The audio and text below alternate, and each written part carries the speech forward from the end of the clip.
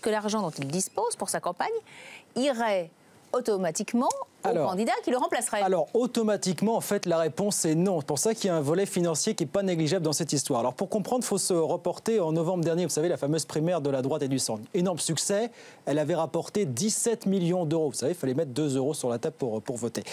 Donc, 17 millions d'euros. Une fois qu'on avait retiré tous les frais de campagne, d'organisation, il restait 9 millions qui devaient aller au candidat, à la campagne du candidat qui avait gagné la primaire. Le problème, c'est que cette somme, à l'époque, contrairement à ce qu'on aurait pu imaginer, elle n'a pas été reversée au parti Les Républicains. Elle a été reversée à l'association de financement de François Fillon. Parce que c'est ce que prévoyaient les statuts, c'est que ça aille directement à l'association de financement du candidat qui gagnait la primaire. Problème, c'est qu'à l'époque, ces mêmes statuts, n'ont pas prévu ce qui se passerait si le candidat gagnant, pour X raisons, devait pendant la campagne, finalement, se retirer. Donc, on comprend bien que si François Fillon se retire, eh bien, l'argent qui a été amassé, il ne va pas être reversé à quelqu'un d'autre. Automatiquement, non. Juridiquement, il n'y a pas de raison qu'il soit reversé automatiquement au candidat qui pourrait lui succéder. Alors, cela dit, un bon connaisseur du dossier nous disait tout à l'heure, pourrait y avoir éventuellement une requête auprès du Conseil constitutionnel qui pourrait donner une requête, voilà, une autorisation pour qu'il y ait ce transfert.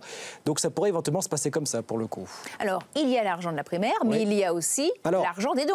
Il y a les dons, parce que là aussi, François Fillon, depuis le début de la campagne officielle, il a récolté pas mal de dons. Donc la question, c'est aussi, est-ce que, s'il devait se retirer et passer la main à un autre candidat, est-ce qu'il pourrait transférer ses dons à l'autre candidat? Là aussi, la réponse, on n'a pas de réponse en fait du côté des Républicains, parce qu'on nous explique une chose très très simple, c'est aujourd'hui ces dons, ils sont déductibles de l'impôt sur le revenu pour les personnes qui ont donné. Est-ce que ça serait toujours le cas si on changeait de candidat? Vous voyez, c'est des questions qui ne sont pas posées. Tout ça pour dire quoi? C'est qu'à l'heure actuelle, changer de candidat, c'est déjà une vraie question, mais en plus s'assurer que le candidat qui prendra la suite aura les moyens financièrement de faire campagne, même pour quelques semaines, vous voyez que ça aussi, c'est un grand débat dont on ne parle pas, mais qui en coulisses agite beaucoup les différents. Merci beaucoup Guillaume Paul.